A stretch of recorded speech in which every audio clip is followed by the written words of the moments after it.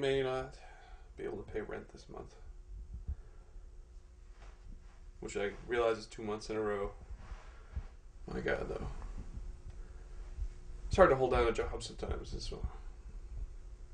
And like, I'm not getting support anymore from my parents because I'm like 29, and you can only lose so many jobs in 1 week and still pay rent, and I've clearly breached that number. And it's been like a rough month anyway. Cause like Alan stopped talking to me, and he's a jackass anyway. We didn't bring him over ever, but that's because he smelled bad. So I really feel like that was maybe a positive thing, but for right now, it's not. It sucks, and it just made it really hard to like keep down a job. That also sucks because I don't like telling people to buy credit cards that will clearly destroy their lives. And I've got like 2 or 3 of those cards, so I've had a real hard time with that. I was hoping you'd be understanding. Just gonna walk out. Can we not talk about this?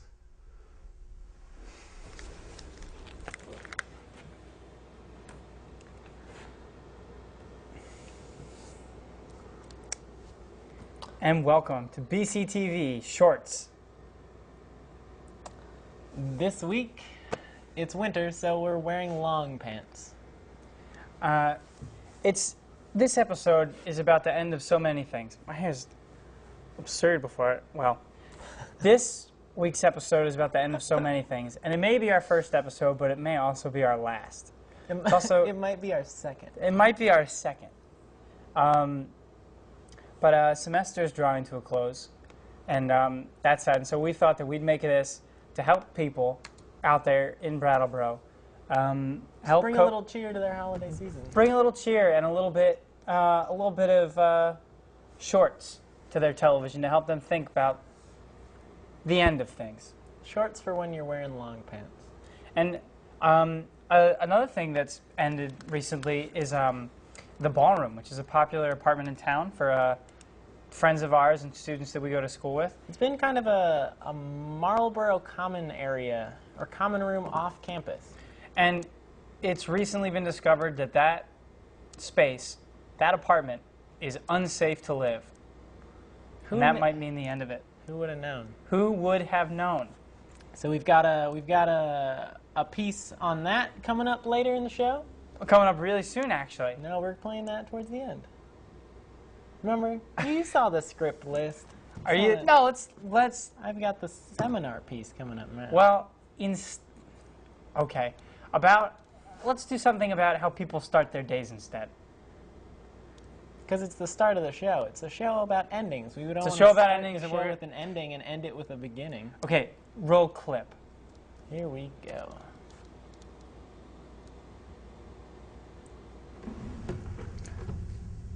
So thank you for attending the lecture today, students. I would like to leave you with a question. That is, what if we learned from this experience today? Today, really. I'd like to share a bit about my day.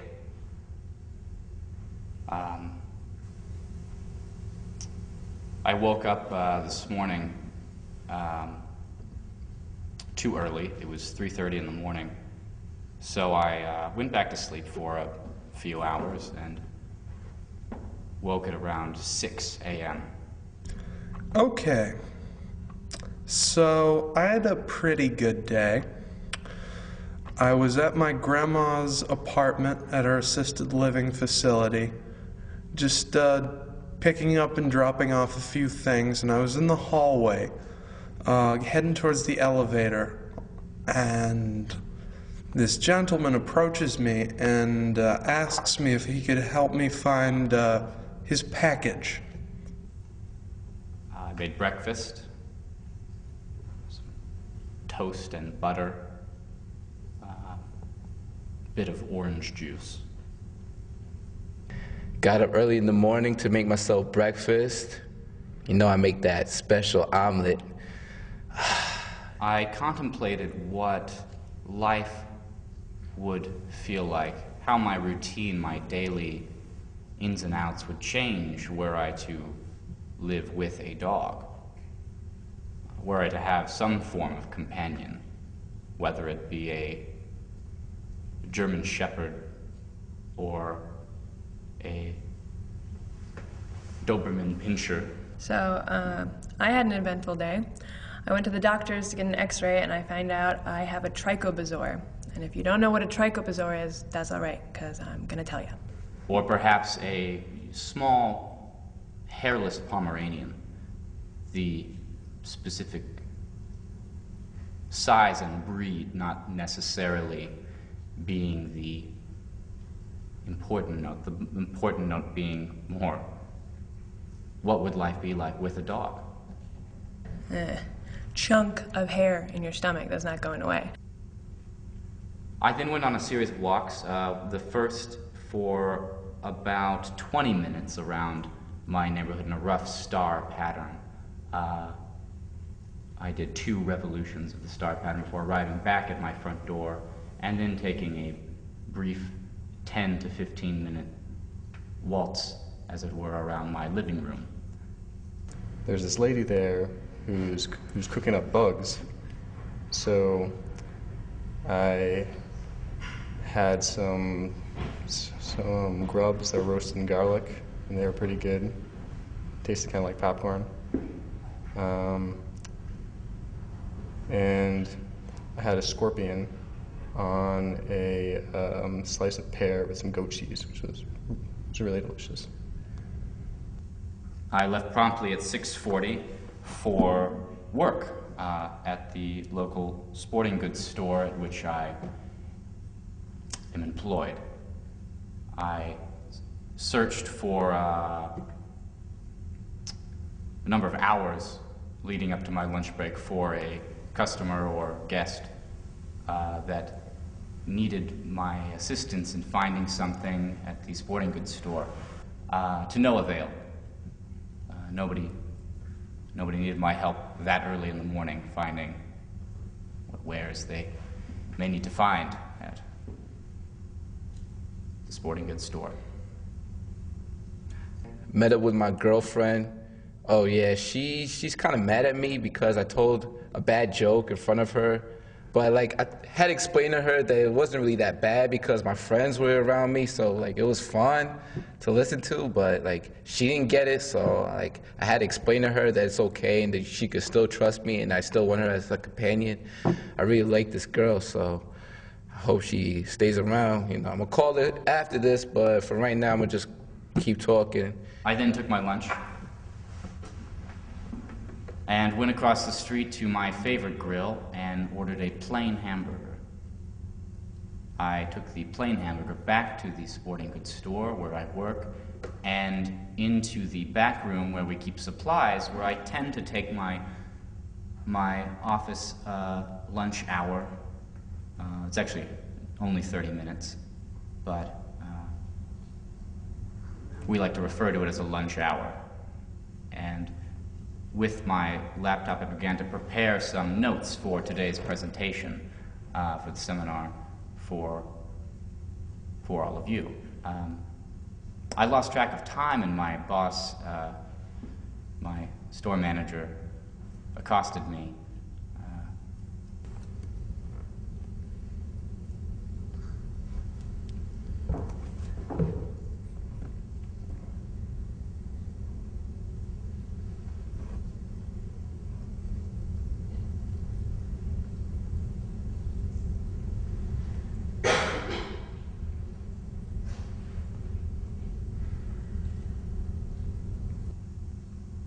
In a polite manner. I think he was very courteous, aware of the fact that I tend to be a very diligent worker. And he reminded me that I had gone over my 30 minutes by about 3 to 5 minutes. I then returned to the floor and wandered about the child's wear section for another few hours, but again, nobody needed my assistance at that time. I was able to leave work a little bit early, snuck in a few more notes for today's presentation, and again contemplated what life would be like with a dog. I was a very heavy sleeper and used to people standing upon me and yelling as I slept. And perhaps my day would not be so open. Perhaps less walks by myself would be had. Perhaps he would go to the bar and see a woman sitting near him at the bar and say, "You should buy me a drink." And she would say, "Oh, why is that?" And he would take the beer that she had on the bar in front of her, mysteriously unopened, and sort of insert it in the region of his pants, and there would be grinding, sort of a factory machine noise, and the beer would become Mechanical opened. whirring of sorts. Yeah, sort of like a clanging and a rapping. Like and the background to a Tom Waits. Yeah, like the background to a perhaps just a Tom Waits song would play appropriately. perhaps I would be accompanied by a Great Dane, or perhaps a deerhound of Scottish descent or Irish descent, perhaps a wolfhound or even greyhound. And so I returned home. I drove to the pet store on the way. It began to rain profusely. And so our natural response to this series of events was to scream out the window at the weather. And the Greek, in particular, was very proficient at this, as it was a ritual familiar to him from his birth in the village. But on the way in, I was hit in the nose by a pedestrian who was walking by on the sidewalk and began bleeding. It was necessary to deploy the inflatable emergency vehicle from the back of my trunk. I tried to cover the fact that my nose was bleeding profusely, but I was unable to do so without getting blood all over myself. I then changed into the emergency set of clothes that I keep in my car and returned home. Went back outside, bought myself some bubble gum. I didn't know that bazookas gum are now like 50 cents. They used to be 5 cents. I mean, dang, times has changed. Then, now I'm here. I didn't visit the pet store, so for the remaining hours until tonight's lecture, I was preoccupied with the idea of... I don't know, man. I woke up with a halfie, ate and spanked it down, and then went back to sleep, because that's the cycle. what my life would feel like were I to have a small chihuahua or any breed, really, any type of dog.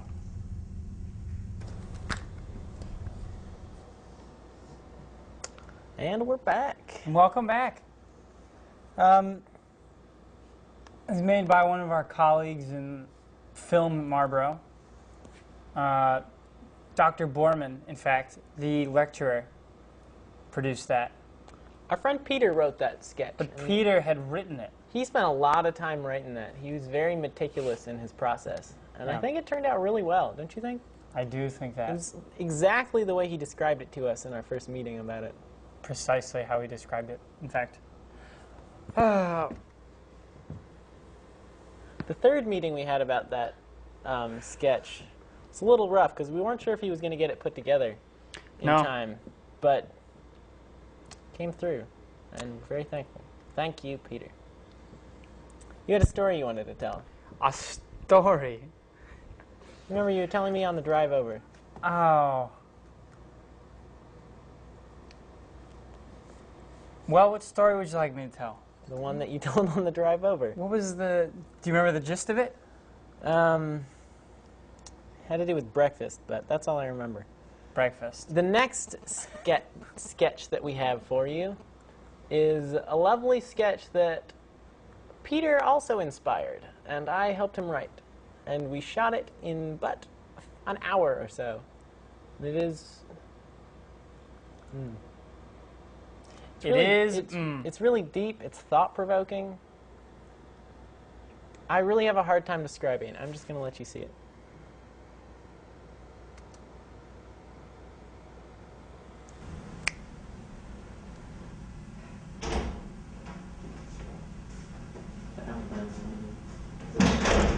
Yeah, hi.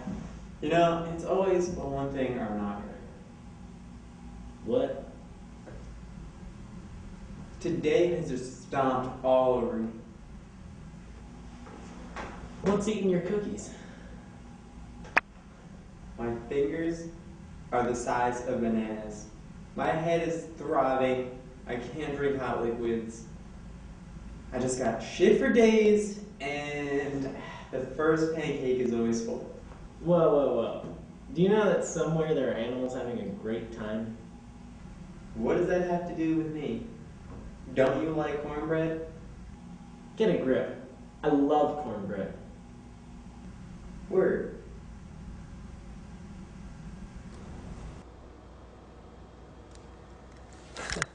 What did you think about that?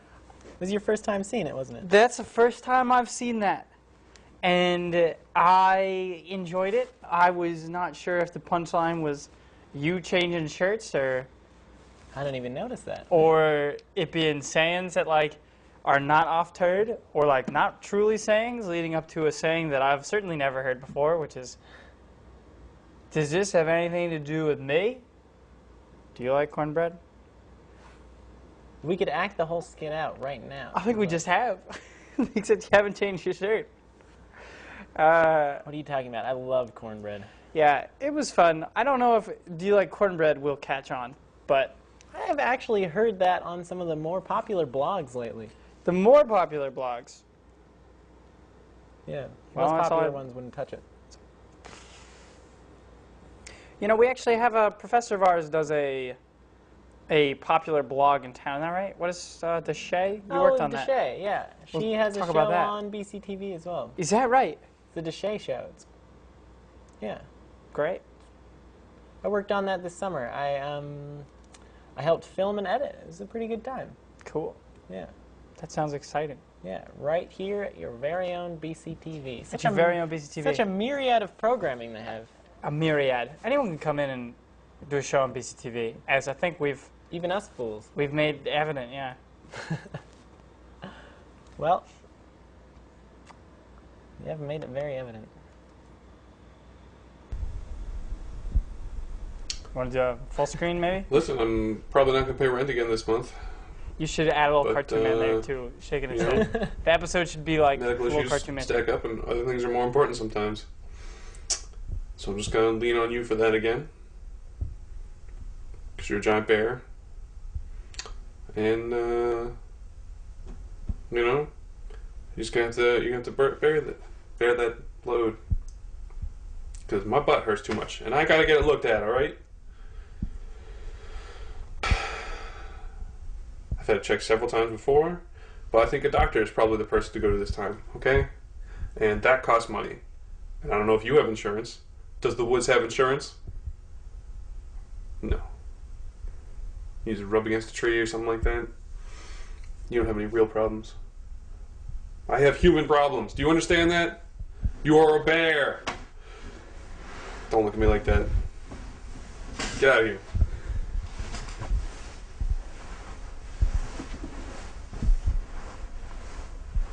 I hate that bear.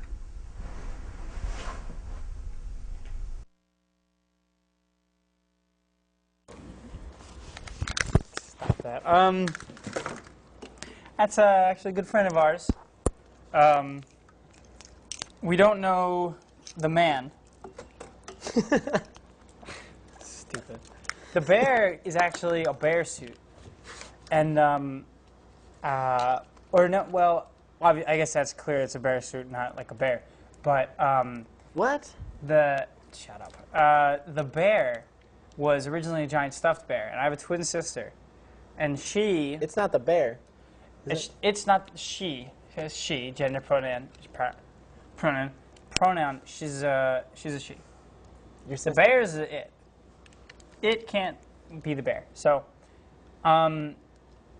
Impossible. my sister though outgrew the bear, and I took it to college. She doesn't fit inside it anymore? No, she never fit inside it. It was just a stuffed bear. It was a teddy bear.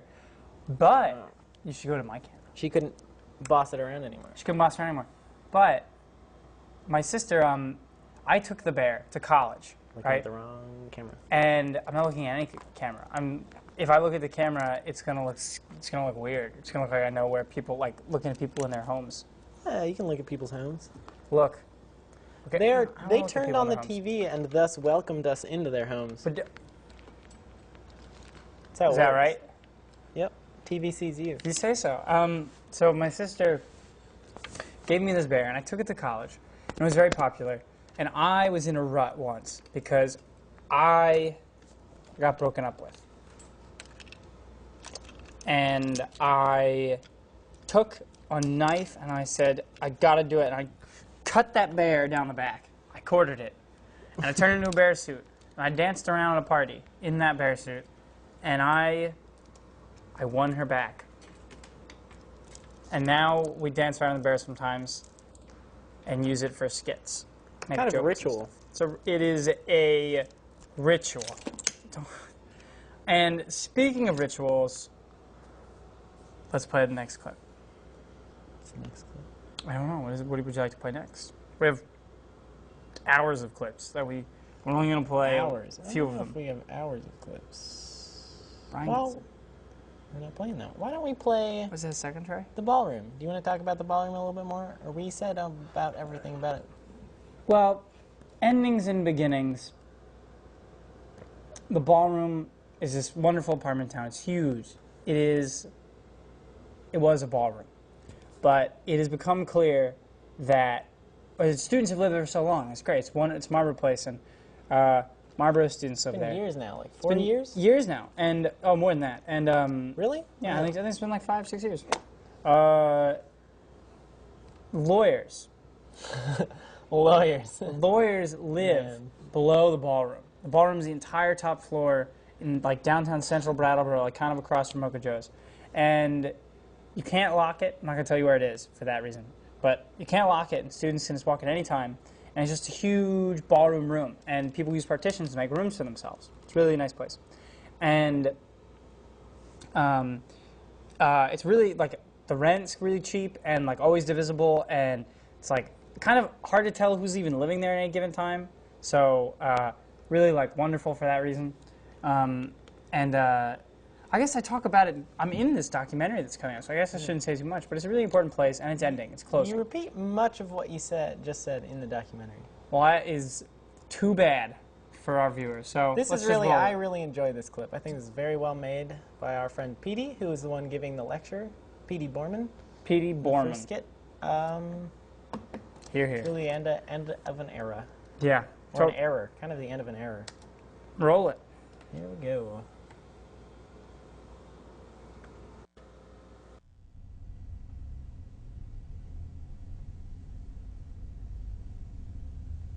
I've heard it was a puppet show place, or like a puppet, some theater, maybe some puppet thing. There's puppet thing. It was a ballroom, of course. Well, it's called a ballroom because it used to be a ballroom, and you can still see that in the other room. That there's like murals around the edge. There's a raised platform where a band might have, or podium might be. The addition of one person doesn't make much of a difference for anyone who's already living here because there's already no privacy and the door doesn't lock. Kind of run down and kind of have the post-industrial destruction chic going on.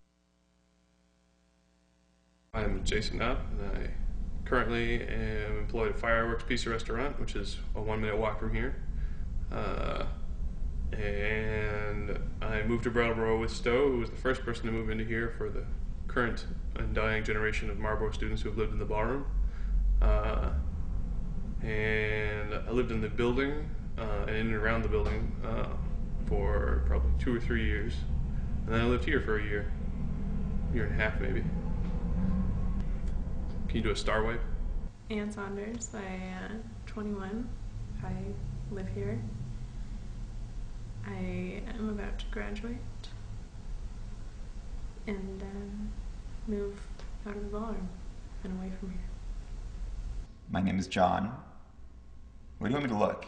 Now at the camera, right? Or at the camera? Oh man, I've lived here for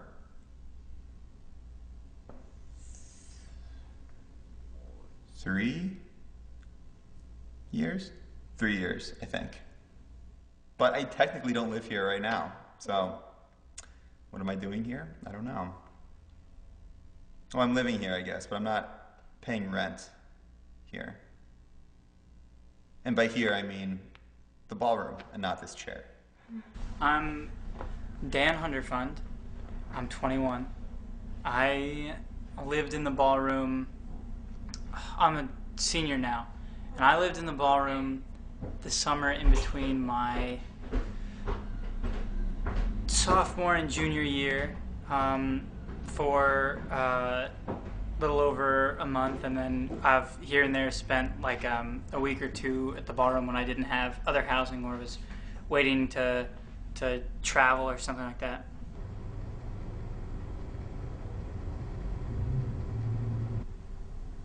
Occasionally a great party has been thrown up in here, only because the space is completely available and also completely unsacred.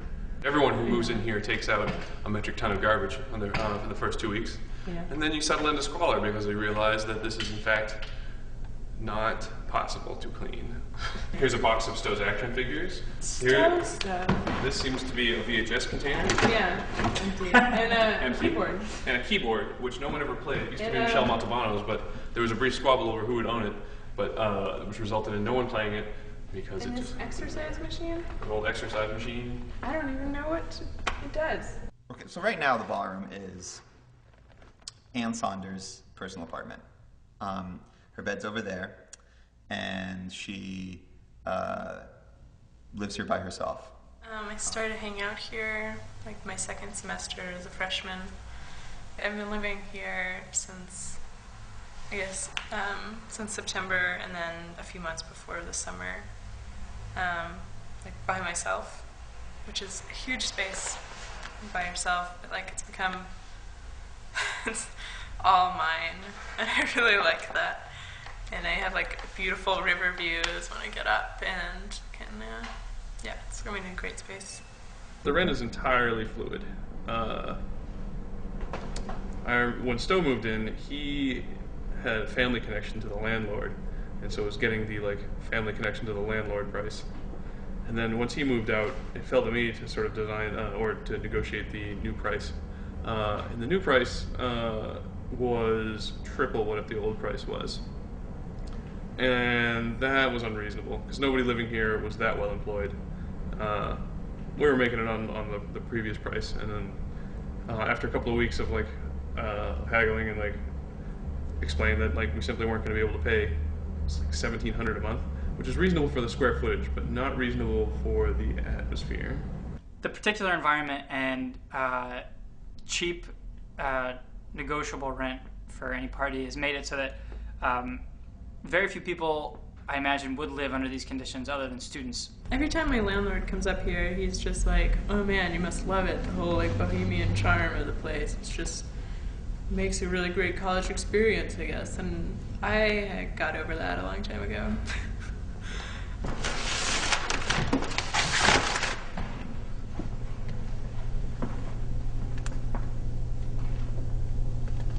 And it's been dormant for a while now that the roof's been covered and redone, finally, after years of promising.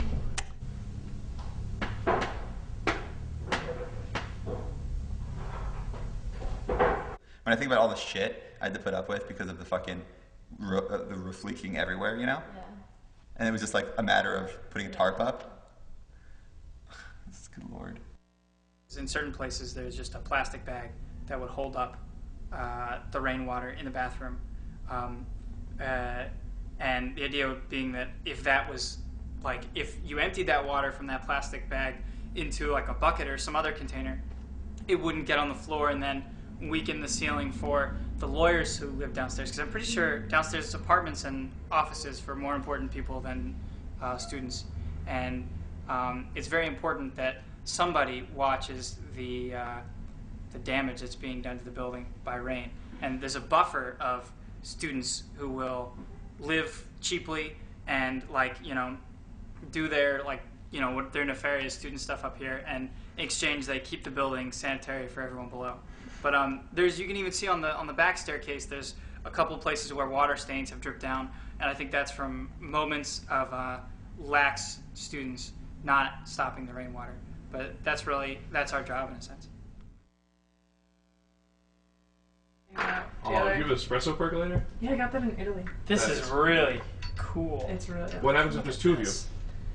There's it. Look at that. Isn't it awesome? This is scary. I don't know. Yeah, it's super creepy. How'd you put it there? I didn't put it there. It's been there. Emily's supposed to put it there. He doesn't own them technically. Technically, I guess. It seemed like it was a while ago. Wait a minute, what the crap is Castle Risk? It seems like it's Lord of the Rings like Risk. but worse. Worse. Hold on. Yeah, what Risk is is more fun. Risk is already a game that will destroy friendship. Oh, this looks like diplomacy. No, it's not. It's Risk and Castle Risk. Oh, and castle. Okay, hold on. Okay, I know what Risk is. Castle Risk is you each have a castle, and so whoever takes the castle wins. You don't have to get all the territories. Oh, it's the same game, you just place a castle. Oh, okay, put that back on. And it's only in Europe. It's only in Europe. This game is really fun. I played this game. I don't know whose it is, but Do you know whose it is? oh, I think it's probably John's. Could it be John's? You can have it. Yeah, I can have was this? gonna say this might be the game that we could easily like borrow. What? Did you know the other name for the ballroom? The Brozone Lair. LAIR. That was when John and Tim and I lived in the ballroom, and Tim took it upon himself to hand draw a family portrait of the three of us, and I demanded to be drawn in the nude for unknown reasons. And when Tim left, it got torn up and put together again. No. I think Will's head is your head. Oh, you're right. That's John right there. This is from the time that John, Jason, and I went to Fun Spot, and because, like, I don't know, we kind of figured that we're going to get as many tickets as we could because, like, that's the way children deal with arcades. John used all of his tickets to get a Fun Spot cup and 4 Fun Spot shot glasses. I don't know what it was originally, but there is an ornate hole, or what used to be an ornate hole in the ceiling. And whatever structure was above it, or whatever purpose it served when the place was originally built, it now serves to allow bats into the apartment at a rate of about 2 or 3 per year, I think. It's always been an interesting feature, and it's never really bothered anyone except for John. My God, that's a great story.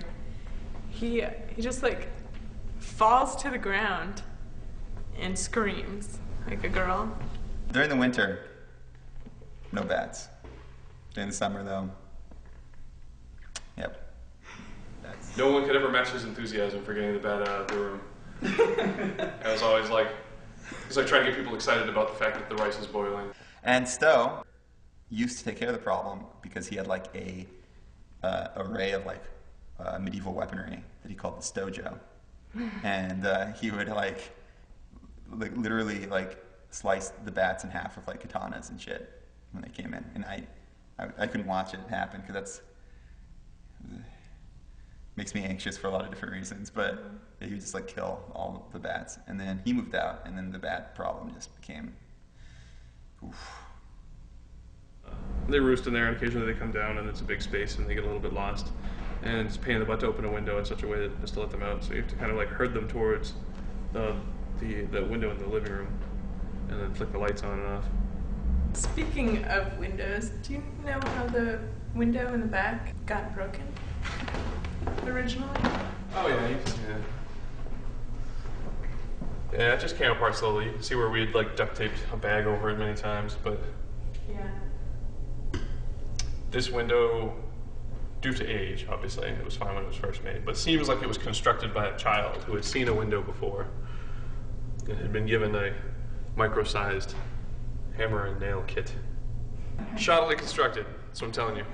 At my lowest, I was eating bread from Amy's, and I had actually taken kale from the church down the street. Ornamental kale. I had taken ornamental kale. Despite the fact that I'm about to claim this, I am not going to own up to it. The fresh fudge sign is mine. It was given to me as a gift. I would never take that. I love this. This space. End of an era, though, because they're turning it into an office. My understanding is that Chris Dugan is going to take the large room and turn it into his new office, which will mean that some portion of the remainder will become the apartment as such. I originally was here because I had been to, I'd just been to social events here, and I knew I needed a place to stay, and it had been clear to me from seeing it that, like, me being on a couch would not be an enormous inconvenience.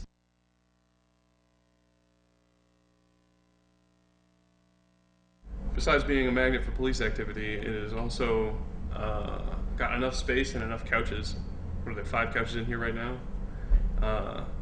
And enough people with like actual mattresses that if you ever need a place to stay for an indefinite amount of time, it certainly has been available. When I moved in here, it was on less than a week's notice. Just find an empty spot of floor and start putting your stuff there, and it'll slowly massage into the sort of background of the things that live here already.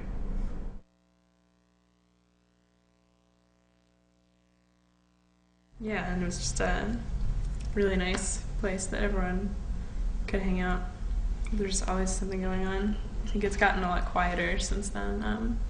But before, when there were 4 people living here, and like no one was really in a relationship, so it was just like a free for all. Like anyone could stop by, and no one like actually had a private life that they wanted privacy for. So people just stopped by and lived here, and there was always kind of a party going on.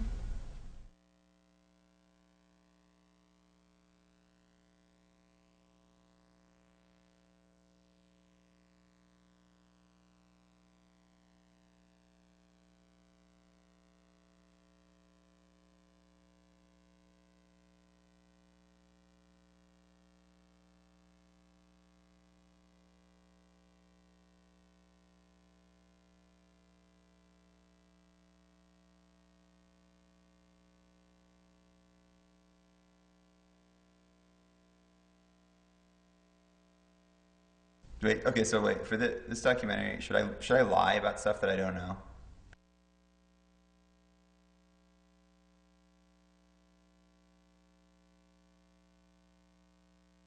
Or yeah, that's pretty good. Ciao. Things are ending. That documentary was made because the ballroom was ending.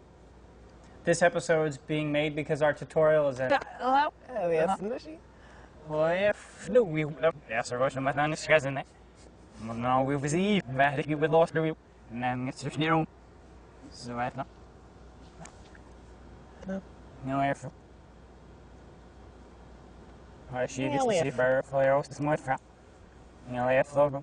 makes it interesting. People, whatever. As exciting as that is, we've got even more for you. It's remarkable. It seems as if we have an unending amount of film.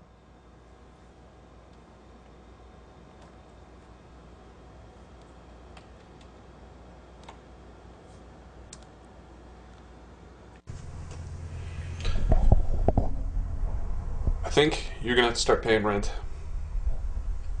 Maybe that seems unfair, but I think it's not, because you've been here for a long time and you take a decent amount of space, just like everybody else. And besides, I'm gonna tell you, but Chevy moved out. and he was paying half the rent, so it's going to fall to you. And if you don't like that, then just keep in mind that I'm still paying utilities, and as soon as you get a job, I'm going to ask you to pay utilities too. But I know you've been looking for a job, but I think it's time to move outside of Craigslist, because you end up looking at Wikipedia articles all day, and it's really,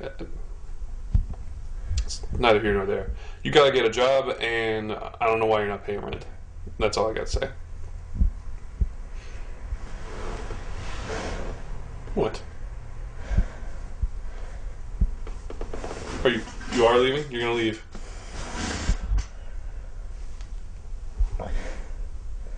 Don't pretend like you don't have any options. I don't know what that means. You're hungry?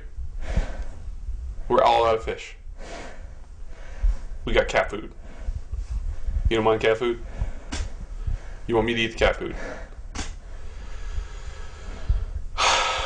Let's go.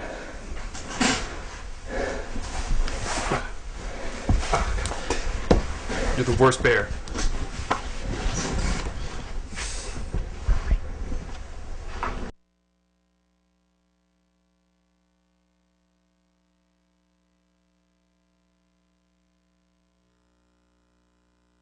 Now Hey, we're back. We're back. Again.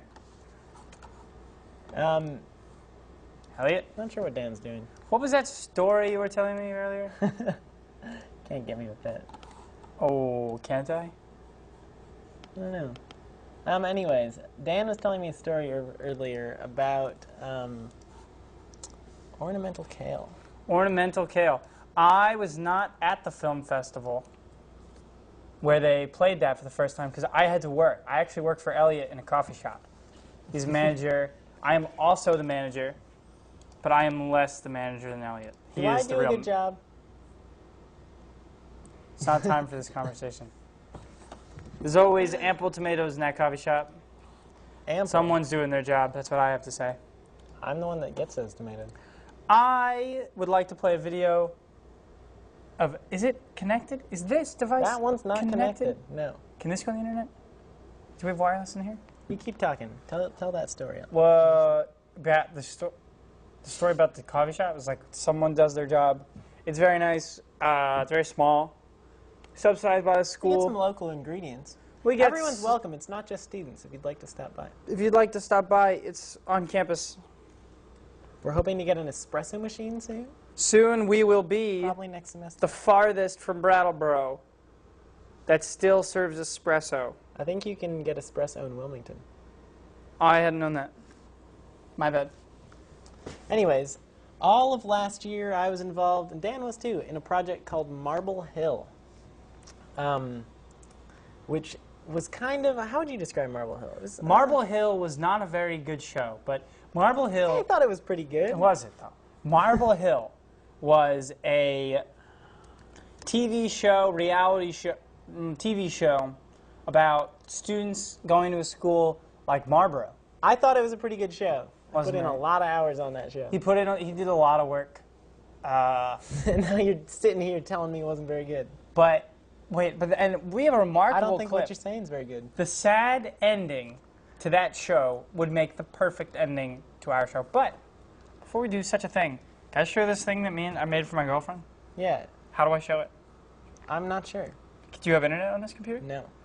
You don't? You could turn the screen around. We're going to watch it on this? Is that possible? That's awful. That's not a good idea. You keep trying to, I'll see if I can, oh, it's playing. Playing. Oh boy. I'll see if I can zoom the camera in on you. Are you serious? Yeah, why not? This has never been done in the history of posted shows. It's camera 3. You just turn that around. Trying. Yeah, you got it. I made this for my girlfriend. Okay. No, you gotta hold your microphone up to... I don't think it's going to be that important. But I will hold my microphone over here. Oh wait, I have to hold my microphone to my headphones. No. To this? Here we go. Then this is my girlfriend. Can you put on?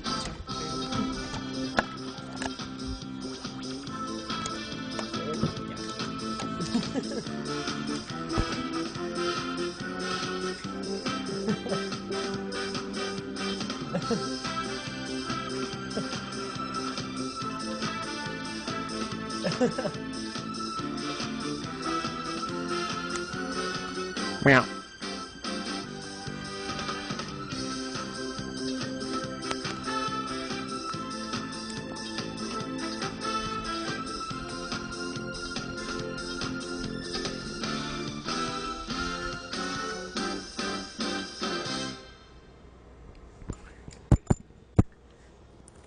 That's sweet, in the strangest of ways.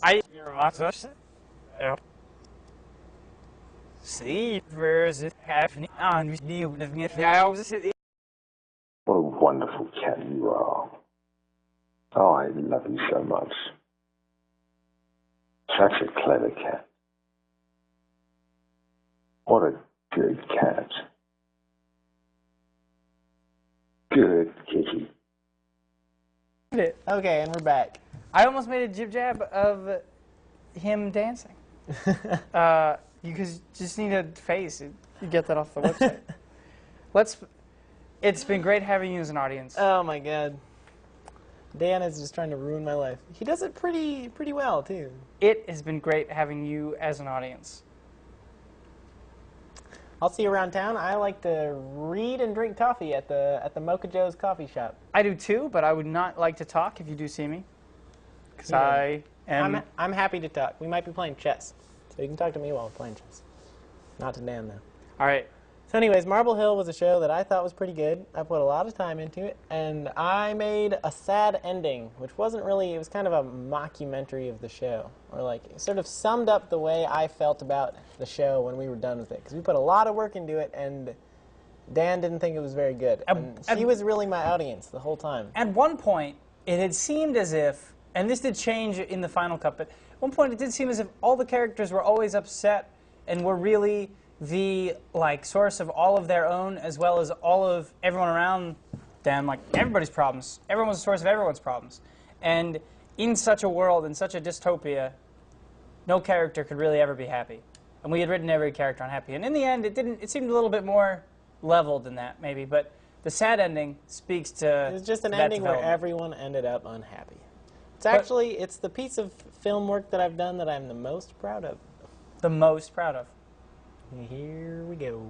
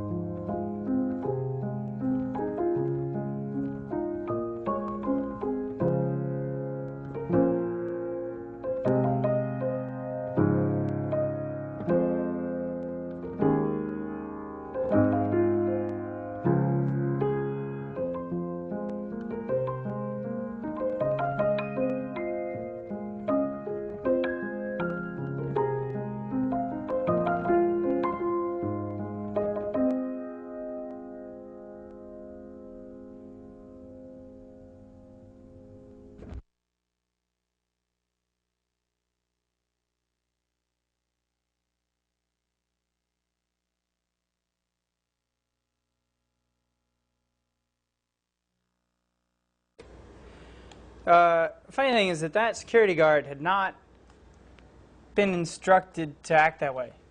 He had just been walking through.